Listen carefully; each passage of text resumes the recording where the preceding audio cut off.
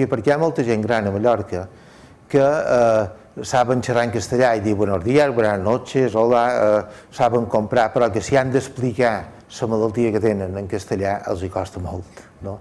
D'això n'hi ha molts.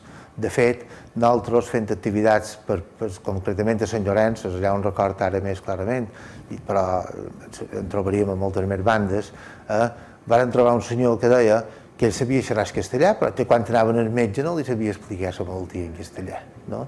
I si ha d'anar a un judici o si ha d'anar a una altra banda, encara, vull dir, també en trobaríem molts, no?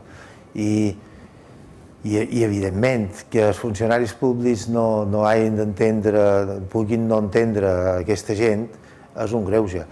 El que passa és una cosa, i és que també els que sí que se saben expressar en castellà tenen dret a xerrar amb mallorquí a Mallorca.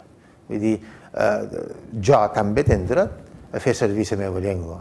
O sigui, si un madrileny té dret a xerrar amb madrileny a Madrid i a Mallorca, i un mallorquí, per a ser igual, hauria de tenir dret a xerrar amb mallorquí a Madrid i a Mallorca, però el de Madrid ho deixem anar, ja no el demanem, no?